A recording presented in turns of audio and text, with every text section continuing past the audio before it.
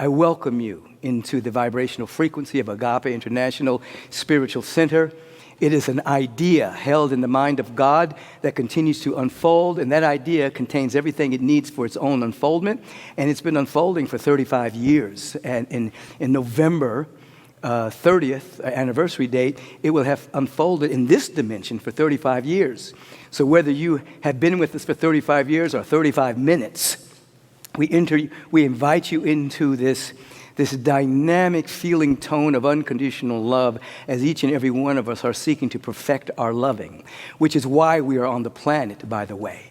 We may have been seduced and hypnotized and provoked and intimidated into thinking that we are here to get something, that we're here to acquire a lot of stuff and things, or to get things outside of ourselves in order for us to feel happy or to get joy. But somewhere along the line, as you break the seductive spell, as you break the provocation from the seeming external world, you begin to see that you've arrived on this planet. You've incarnated with everything that you could want and hope for and desire. It's already within you. And that through our spiritual practice and soulful intentionalities, we're seeking to allow that which is being loaded and coded within us to come forward and express itself. And that it doesn't need anything but the proper vibrational condition to do so. You don't need a high IQ. You don't need a whole bunch of things that you think you need other than a soulful intentionality and availability, a receptivity, and a willingness to become more, never less than your true self, and to embrace the fabric of reality that's at the very center of your being. I want you to think for a moment that right now there are individuals that are all over this planet tuning in to tune up to the fundamental order of truth and righteousness, being fed by the Spirit of the living God, and that each of these beings that are all around the world, Australia, New Zealand, and the countries of Africa, and Canada, and Peking, and the Middle East, and Great Britain, and of course the United States, so each person represents the center of the mind of God, because the center is everywhere and the circumference is nowhere. So every being that's watching is representing the center of the mind of God, which means as we're having a fundamental moment of coherence around absolute truth. Absolute truth, we're one with the presence of God. Unity is the absolute truth. Oneness with God. That means that old song, God has the whole world in his hands, is happening now through us. That we have the whole world, this whole planet, in our vibrational hands and awareness, holding the frequency of oneness and the unity, standing upon the shoulders of every wayshower that has come before us, inundating the new sphere with the possibilities of enlightenment and unfoldment and evolution. We're standing with these individuals and more, bringing this dynamic awareness on the planet at this time in human history, breaking free from mediocrity, breaking free from hand-holding with limitation, breaking free from hand-holding with scarcity and lack and not enoughness, and stepping into the feeling tone of abundance and joy and harmony coming directly from the Spirit of the Most High God. You're coming into that vibration.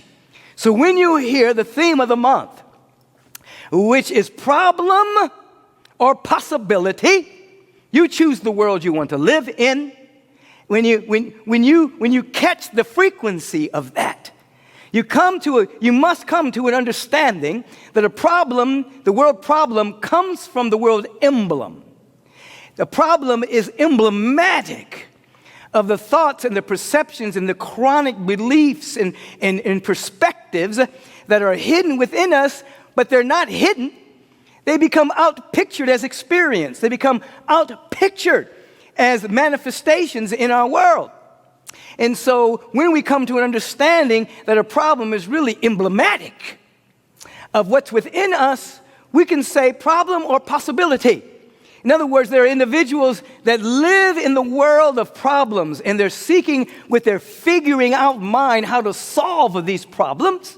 And then there are individuals that are living in the world of possibility and understand that seeming problems are emblematic of states of consciousness. Now, when you come to an understanding that all problems are emblematic of that which is within you, you begin to step into possibility. You begin to step into what's trying to emerge. You begin to step into that you're surrounded by a field of infinite potential. Instead of trying to solve a problem, which is impossible, by the way, because actually, in the mind of the infinite, if we can talk that way for a moment, there aren't any problems. There's no problems in mathematics. You know what I mean? There are no problems in the mind of God. There are only spiritual ideas. There are only spiritual prototypes. There are only the presence of God as love, beauty, intelligence, and infinite and variety of ways of expressing that. So there are no problems to be solved. There is an unfolding mystery that provides the context for the magnificent miracles to take place beyond our present paradigm. So you're coming out of problem solving into an awareness that problems dissolve in an expanded state of consciousness. They dissolve, you see? The caterpillar dissolves and the butterfly emerges. The seed of an apple tree dissolves. It's not a problem for the seed.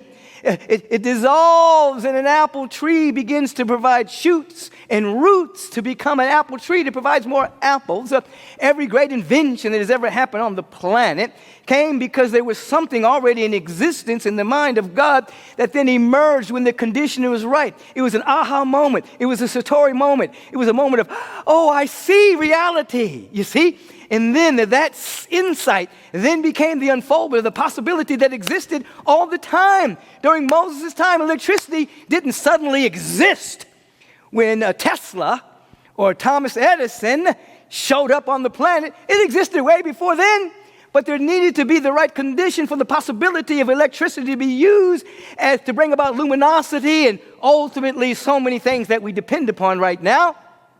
And so we want to begin to release ourselves from problem solving and begin to understand that when we go into the deep well of our being through prayer and through meditation, we begin to catch that there's something about us that's so real and so magnificent, so beautiful, that we cannot improve upon it. This is why Yeshua ben Joseph, Jesus the Christ, said in substance that who by taking thought could add 1 cubit to their stature. You can't improve upon what God has made. You can't add anything to it. Your whole spiritual practice is about the dissolution of the lies and the inhibitions and the fears, the doubts and the worries and all the things that have covered up this beautiful essence of you. So that 100% of your spiritual growth, development, and unfoldment is about the releasing the limitations, releasing the inhibitions, releasing the blockages, so that you can shine like you have never shone before, that you can fly like you have never flown before. All of this is within you, you see? And so in that awareness, we have an understanding of the topic, which would be ask and receive for real the stillness factor. Let's break this down a bit. There is the world of appearances. You know, people say, what you're saying, Reverend Michael, is so difficult, There's so much stuff going on the planet. The world of phenomena is swirling. There's up and down. There's fear, doubt, and worry. There's a provocation, intimidation, seduction of pulling us into negativity and fear and doubt and worry. There's a collective consciousness of fear magnified by the media and things of that particular nature. And this is why we teach you have to fast from that on a regular basis. You have to actually do a fast, pull away from media, so that you can go deep into the truth of your own being, so that, as Reverend Leon mentioned last week in the Way of Meditation service, he told us to look up. He said, look up, look away from scarcity, look away from lack, look away from limitation. But he's also reminding us to look up between the eyebrows, begin to activate right there, that first eye. Begin to activate the pineal gland. And you got to be aware that your pineal gland is under attack right now. It's under attack. In other words, there are forces trying to keep you in fear, doubt, and worry, to keep that awakening from happening, because there are forces that don't want people to wake up. There are forces that want sheeple on the planet rather than awakened people. But nevertheless, when in fact you look up, when in fact you begin to go into the deep deep cockles of your soul. I've never really used cockles before, but the deep cockles of your heart and your soul, and become very still. You begin to activate your pineal gland. I'm talking about a prayer and meditation.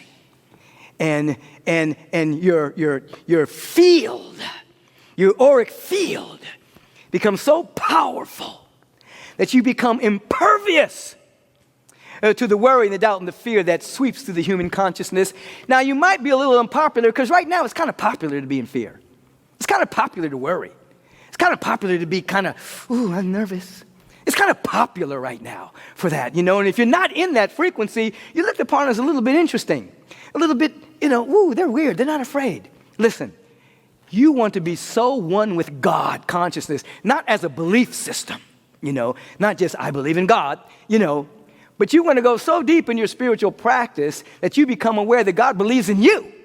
And that God is your life and your being, and that it's so real that when you move out into the world, you are not moving as a self-existent being that's created yourself. You're moving out as an emanation of the only life that there is, which is the life of God, you see? This is real. And so back to what I was saying, when we look out at the world of appearances, we must come to an understanding that why we call it the world of appearances. They are thought forms appearing real. Thought forms, perceptions, points of view, beliefs, superstitions that are appearing real. Magnified by mass media, magnified by mainline media, magnified by conspiracy theories, magnified, And so what you want to begin to understand is that when you see an appearance, when you see an issue, when you see a problem, there's no cause to it. Catch this is pure metaphysics. There's only one cause, and that's God. There's no 2 or 3 or 5 or 8, 20 causes. There's only one, the power and the presence and love of God. Everything else appears to be. In other words, your thought forms transmute themselves into perception and experience, and they appear to be real. You understand what I'm saying? Catch it. So that means what the transmutation looks like this. Transmutation. There's water, it transmutes itself into ice when the condition is right. There's ice, it can transmute itself into a gas when it becomes hot enough.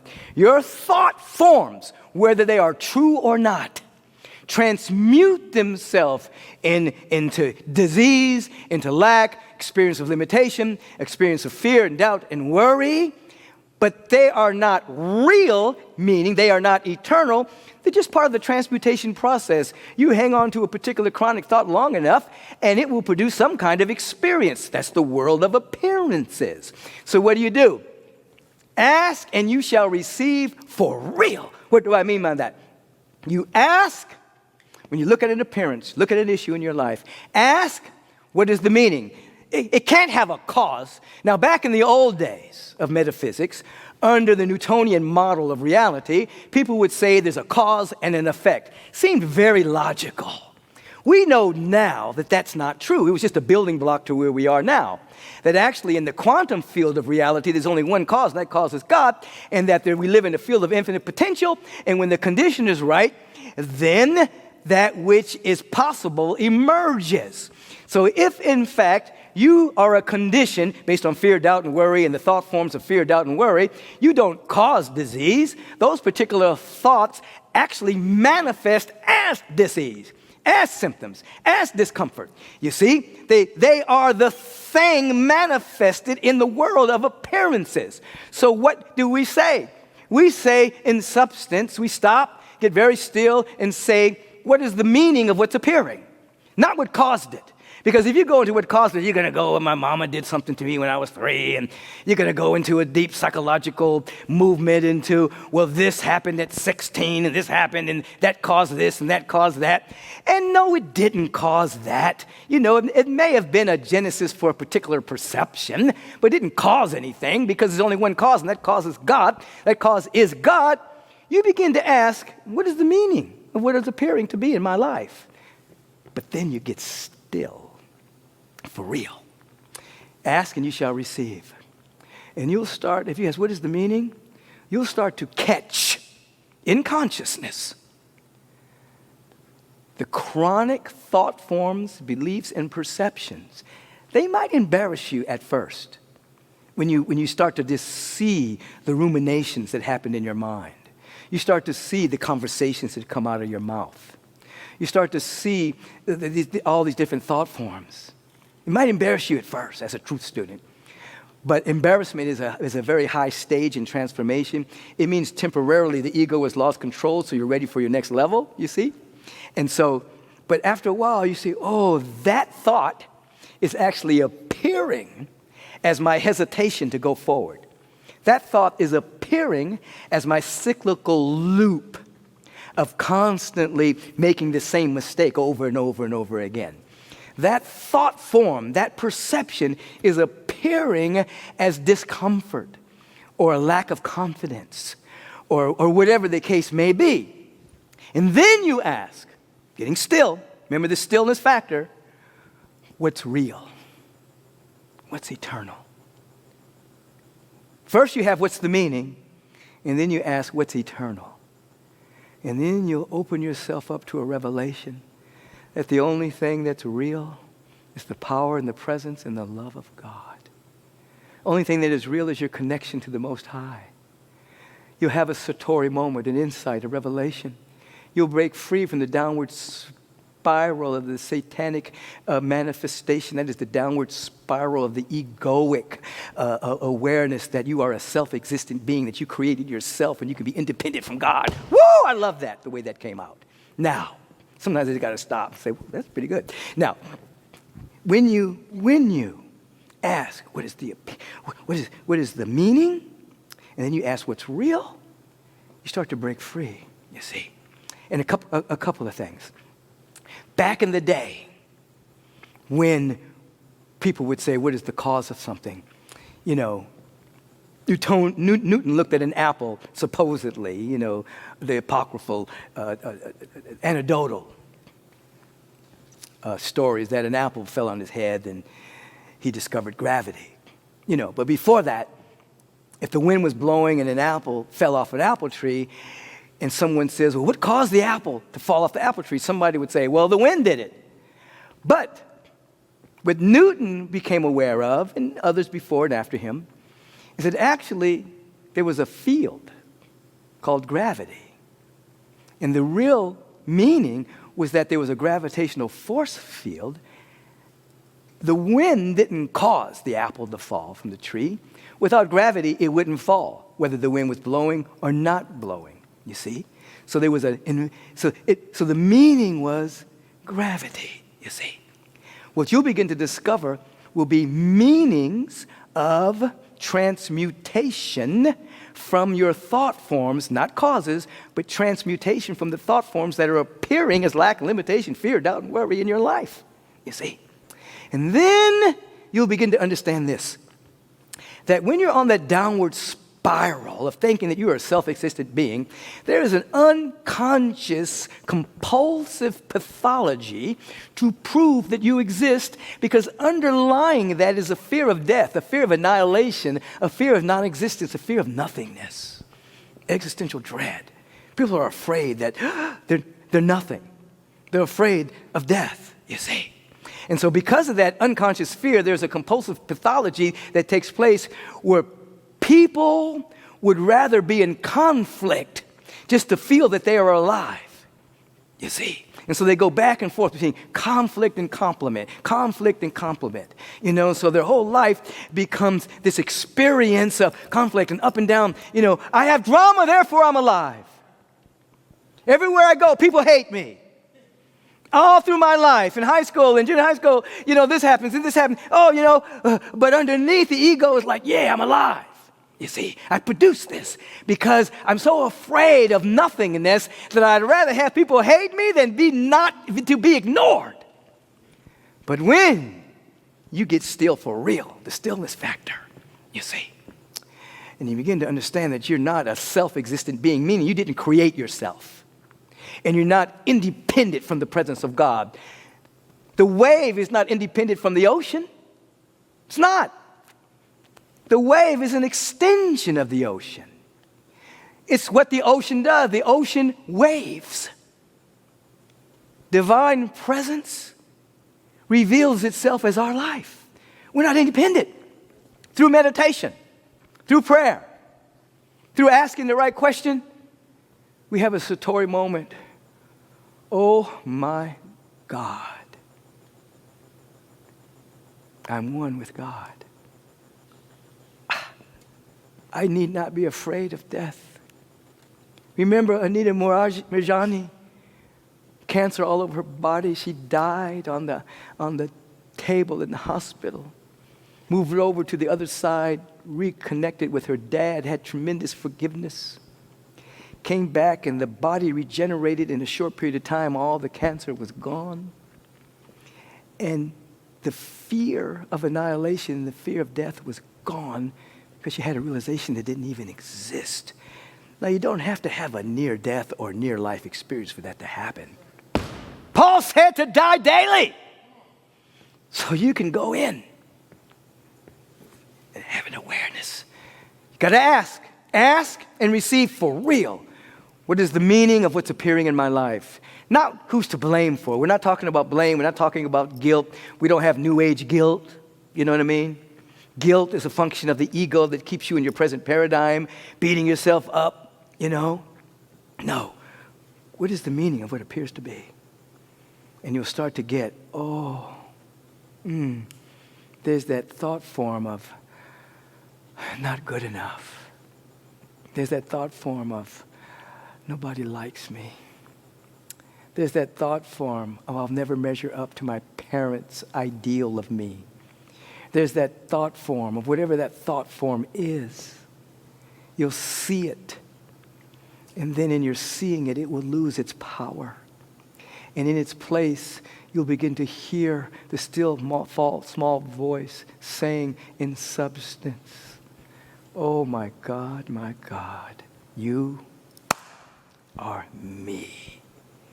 You will remember what Reverend Joanne Coleman said last week when she said and reminded us that the Torah taught us how to love God, but Jesus the Christ taught us how much God loves us. You will hear, oh my God, we matter. We're important. We're connected. We're an emanation of the presence. And then you will not look for validation, which creates friction in the human world. When you're looking for validation from external sources, I hope they like me. I hope they love me. I hope they honor me. I hope they respect me. You create friction because of that inner desire to get something from the external world that you've already been given by God. But guess what? You've got to receive it. Not from the external. You've got to receive it in your soul that God gave you everything before you even incarnated. And then you walk in the world differently. I got it. I'm it. Affirmations this morning. I'm it. But not from the egocentric aspect of life, but from the sweet receptivity. Oh my God, everything that I could want, hope for, and desire, I'm it.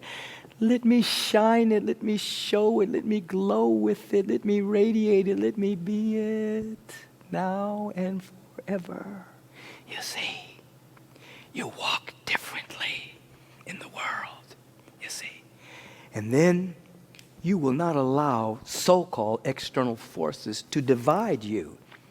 You know, there's all manner of things seeking to divide us right now. I was a little bit heartened by an article that someone brought to my attention about a protest rally. I don't know if it was a protest, but it was a rally that was held in Italy, where the individuals who had been vaccinated and had their vaccine passports burned them in solidarity with people who had chosen not to be vaccinated, saying in substance, we are not going to allow a two-tier society to emerge. We're all one. Whatever your choice is, that's your choice. And we're one in God. We're one in life. We're one in humanity. That heartened me a little bit. that they said they threw off the shackles of governmental mind control and said, we're not going to allow you to divide us. We're not going to allow that. We're going to love people in their choices, whatever their choice may be. I want you to understand that at some point when you release the shackles of provocation, intimidation, and seduction from the world that wants to sell you something that you don't need, the world that's once trying to tell you that if you buy this and buy that and buy the other, that you'll be happy. The world that's trying to make you a consumer rather than a creator. When you release the shackles of that kind of imprisonment of your mind and your heart, you walk free. And what do you become? A creator, an innovator, a resourceful being, an innovative being, an entrepreneurial being. Out of nothing, you create. Every business was but an idea when it started. Every practitioner practice began with just an idea. Oh, I want to be of service. Out of nothing, you see. Out of nothing. You do not want to waste your life trying to get something from outside of yourself to be happy. Now, there's so much going through my mind right now. There's a lot. But what I want you to get is that you live in one of two worlds today. Problem or possibility. Infinite possibilities surround you. And in the field of infinite possibilities, you can be shocked and surprised by the good that's trying to flow through you right now. Or you could be locked in problems and in the world of appearances and try to do something before you be something in consciousness. When you become something in consciousness, you'll understand this statement: I am that I am. I am that I am. I am is your state of being. Perfect, whole, and complete. The spiritual idea that you can't add anything to it. That I am is the emergent revelation of a quality that wants to come through you. I am peace, that I am. I am prosperity, that I am. I am joy, that I am. I am that I am wisdom. I am that I am perfect health. So you live in the radical tension between being and becoming forever. The Spirit of the living God in and as you is infinite, always unfolding to reflect and reveal the infinite nature of God. And so you stand at the precipice of always becoming more of yourself, beginning with I am that I am. Oh, there's so much more of me to be revealed. And when you can step into the awareness that no one is withholding your good but you, you're unconsciously denying it, not on purpose, it's unconscious. Unconscious, compulsive pathology to prove you exist, so you create all kinds of stuff to prove that you exist, some intensely negative, some pleasurable. But when you get, I'm one of one. You know, it's a limited edition. You are a limited edition. Only one of one. There's never another. There's not another. You know how artists make something and then they do a duplicate of it and they say this is one of 100? These particular pictures, one of 100 being made or one of 1,000? One of one, you. When you understand you're one of one and that the Spirit of the living God doesn't make mistakes, got you right the first time, you start to go deep. You don't play on the surface anymore. You sit. The stillness factor says you sit until you get the answer. Ask and you shall receive. What is the meaning of this appearance in my life? Not who is to blame. Not what's wrong. Not what shall I do about it. No. What is the meaning of it? And you will, as Dr. Thomas Hora used to teach us, there'll be an opening. And you'll hear the Holy Spirit or the whole Spirit of God show you the appearance, the thought that has transmuted itself into that appearance. And once you see it, you shine the light on it, it starts to lose its power. You catch it. And then you catch, show me what's real. Show me what's real. That's a revelation moment. Oh, my God.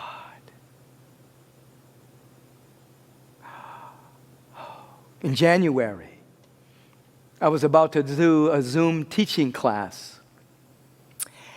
And as I do before I teach, I sit in meditation. So I was sitting in my couch, on my couch, not in the couch, on the couch, meditating.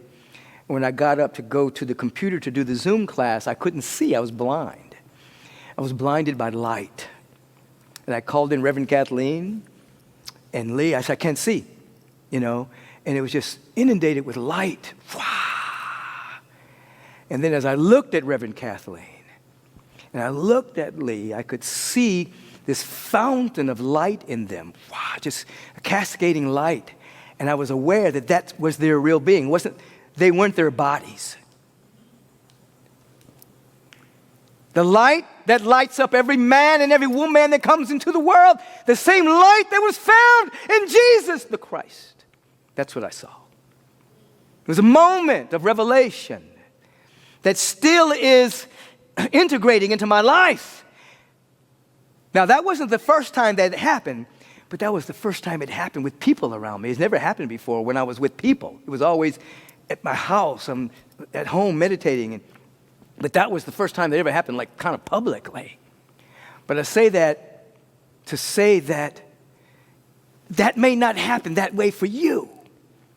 But when you sit with sincerity, for real, I want to be more myself. I am, then I am, peace. You really sit.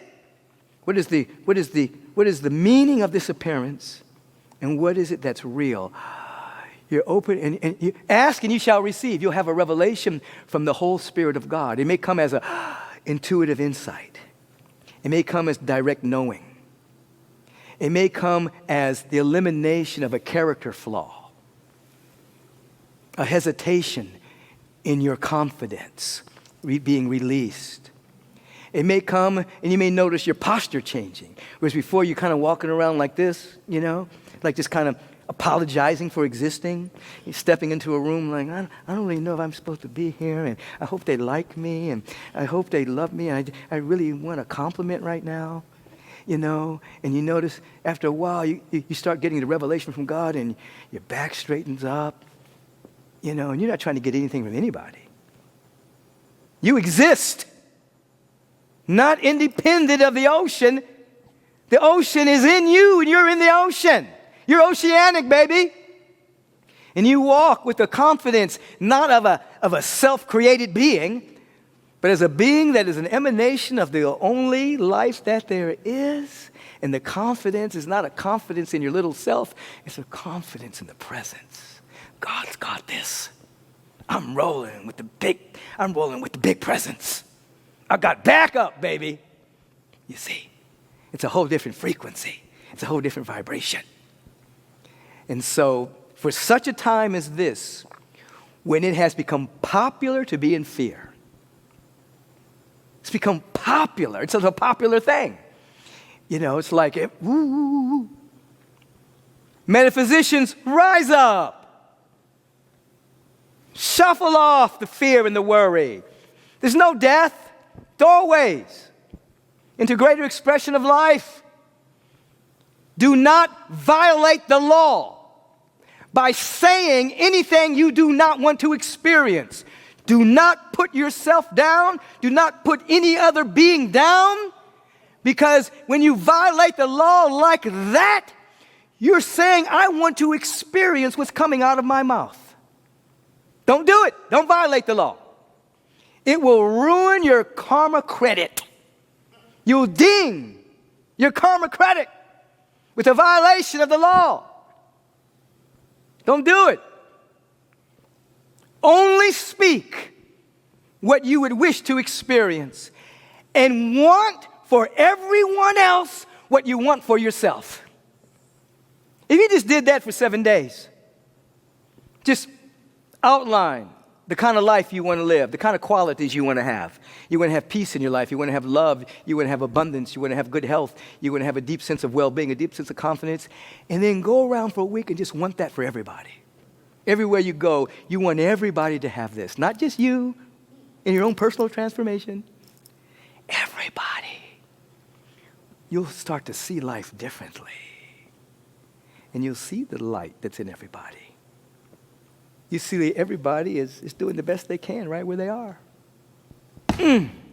Freedom will be the order of your day. Yes. Problems or possibilities. You choose the world you want to live in.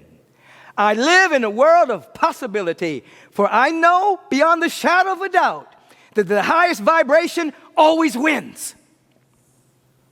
Love always wins. Peace wins. Not that there's a winner or a loser, but peace prevails. If someone can hold that frequency, why? I'm going to stop. Don't leave. I'm stopping. Peace, love, joy, wisdom, harmony, abundance is everywhere except where it's being suppressed by a limited perception. When you ask what is the meaning of what is appearing, and you begin to catch those thought forms that are manifesting as hindrances and blockages and things of that particular nature, your perception expands, and then more peace is here. Not that it just came, peace suddenly showed up. No. You showed up. Peace didn't just show up. You showed up. And you no longer are denying what the presence of God has been trying to give you before time began. Oh, come on up a little higher. Come on. Come into the world of infinite possibilities. Come into the world of the miraculous. Come on, release the compulsive pathology to exist simply by whatever is going on in the world. I have drama, therefore I am. Oh, no, I am. Remember, they used to say back in the day, and you probably were taught this in college if you went there, I think, therefore I am. I think, ergo, there I am. It was backwards. I am, therefore I think. That's the real deal, you see. I am, therefore I have the capacity to think. I can think like God, called inspiration. I am. That I am peace. That I am joy. And then what happens? Breakthrough. Celebration. The celebration that's happening throughout the entire cosmos. I get to be a part of it. I get to be a part of it. I get to be Nataraj. God is dancer. I get to celebrate the presence. It's not frivolous. It is releasing endorphins through my body.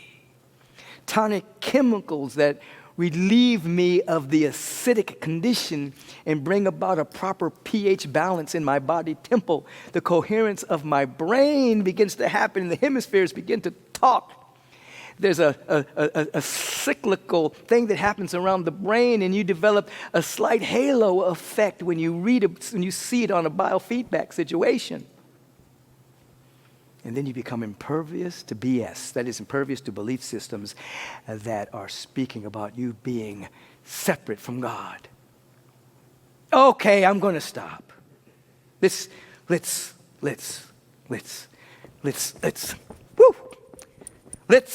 watch Dance with the Rev. Come on, watch this moment of celebration. Opportunity is everywhere. Look at her. She's driving. It's knocking on your That's heart. Ann Cooper. Let me love. Ann Cooper. Opportunity is always knocking. People are getting creative out here in Agape land. Your heart is knocking. I am Agape. She's got the t-shirt. On your heart, we're surrounded by these universal She's looking around and seeing the beauty and the wonder of the universe. It's so bright, she's got to have on sunglasses.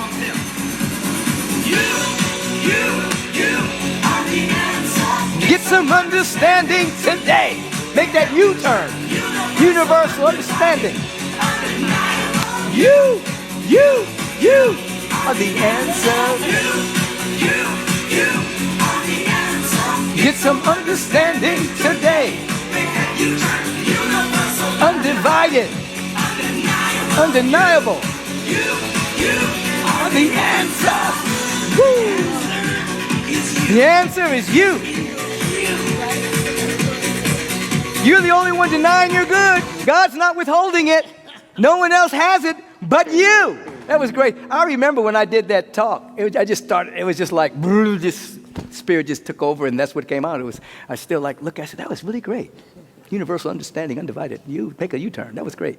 Anyway, all we're saying today, this is the day that the Lord has made, commanding us to rejoice in it. It's a lovely day. And right where you are, you can stand up and dance. You could have someone film you. You could send it in to us. Come on now. Here we go. Ray, Marianne, Tony St. James, David, Neil, John, Hart, Christian, Kravitz. Yeah.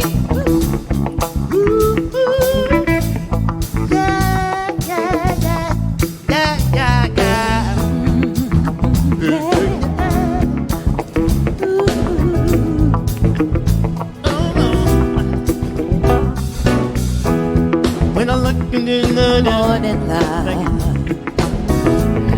and the sunlight hurts my eyes, and something without warning love appears heavy on my mind. Just one look at you. Ooh, look at you. And the world's alright with me. Oh, just one look at you, and I know it's gonna be a lovely day. Lovely day, lovely day, lovely day, lovely day, lovely day, lovely day, lovely day, lovely day, lovely day, lovely day. When the day that lies ahead of me seems impossible to face, when something ahead of me comes into my way, oh, then I look at you, and the world's alright with me. Oh, just one look at you, and I know it's gonna be a lovely day. Lovely day, lovely day, lovely day, lovely day, lovely day, lovely day, lovely day, lovely day,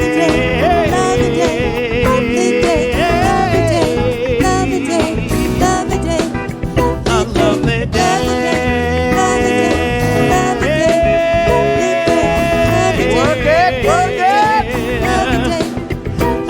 day, lovely day, lovely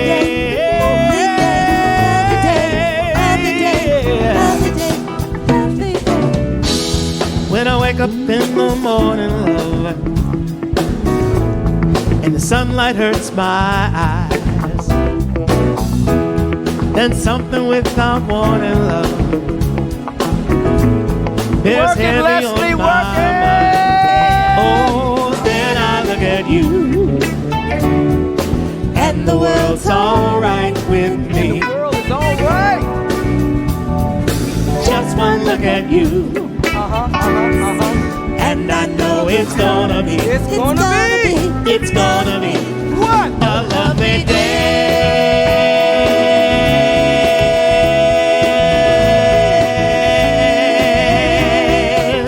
A lovely day.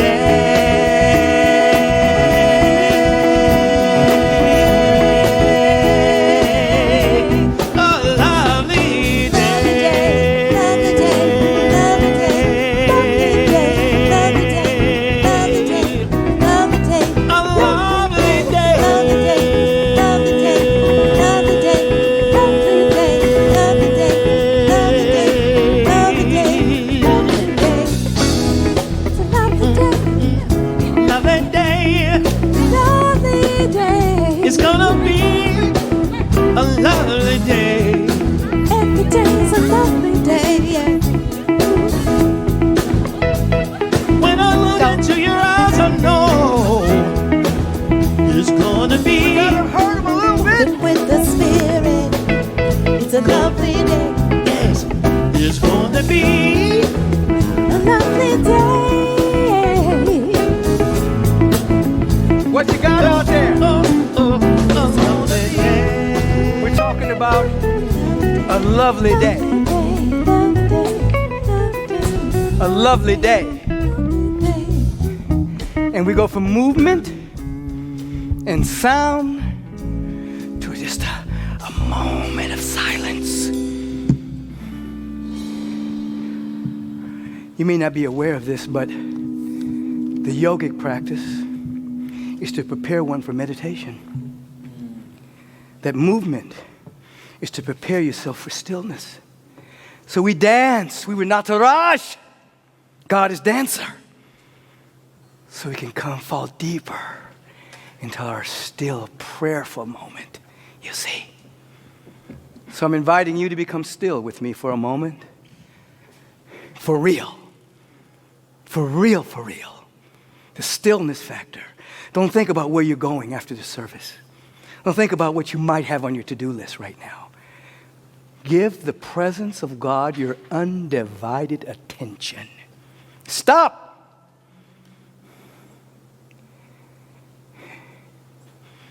And lift yourself into the awareness of gratitude and thanksgiving. Come with me into the fundamental order of divine appreciation, divine gratefulness. Come on upstairs. Come on with me. And just for a few moments, just bask in the awareness that there's absolutely so much to be grateful for. Oh, I know the world wants to bring you down into the thought forms of separation, of lack, of not enoughness, but don't be provoked, intimidated, or seduced. No, fear not. It is God's good pleasure to give you the kingdom,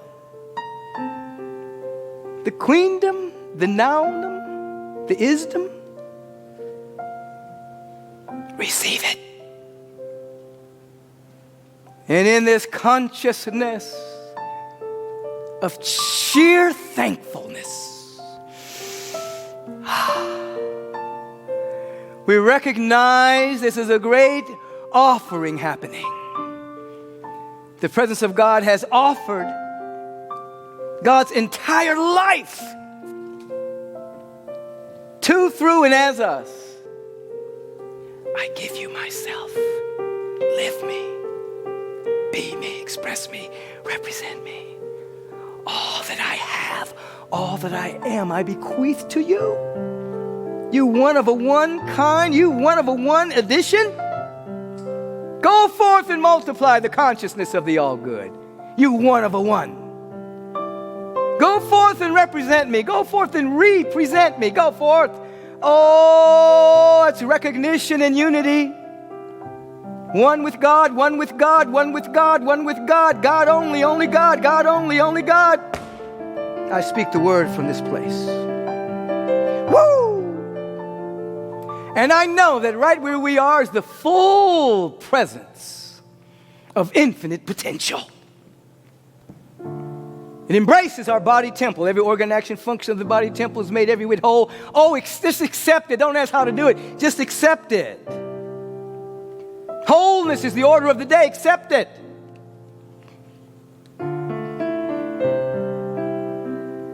Accept it.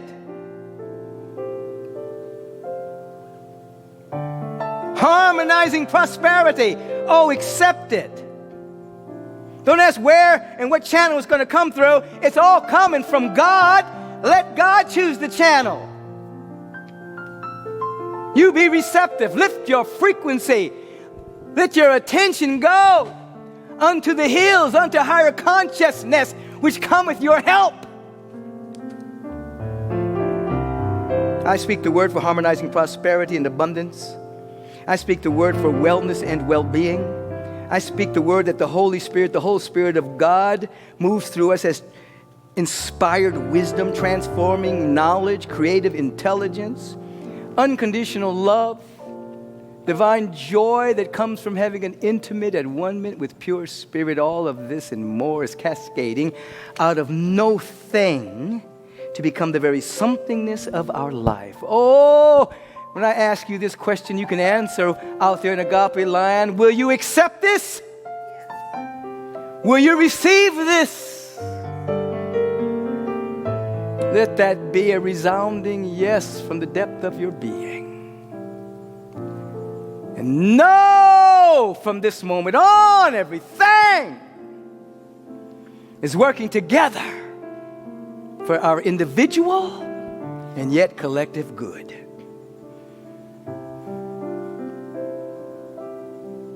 For our freedom and liberation helps create the tsunami wave vibrationally for the freedom and liberation for all people. Vibrational high tide lifts all boats. Let us rise. Catch the feeling of this.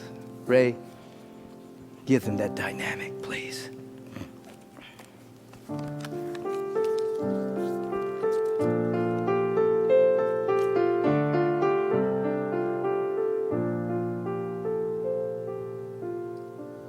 Hush now, listen, you'll hear it over and over again. Hear God say, I love you, over and over again.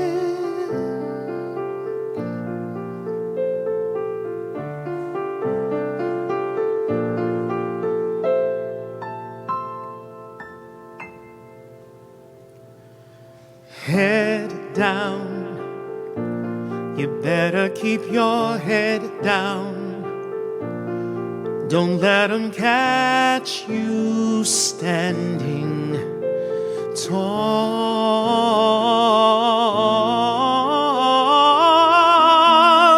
'Cause everybody knows you got to fit in. 'Cause everybody says you got to fit in to get into all the right places with all the right people.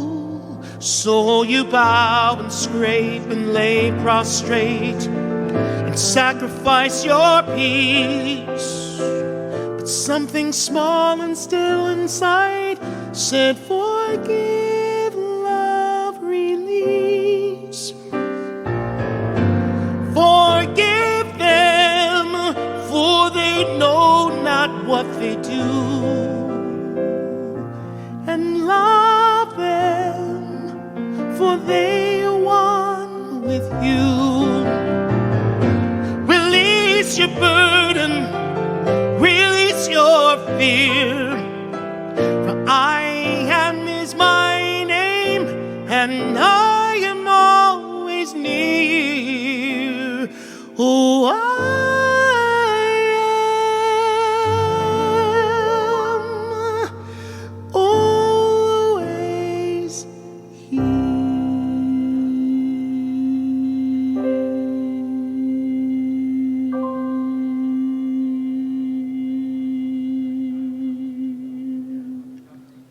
hush now, listen, you'll hear it over and over again.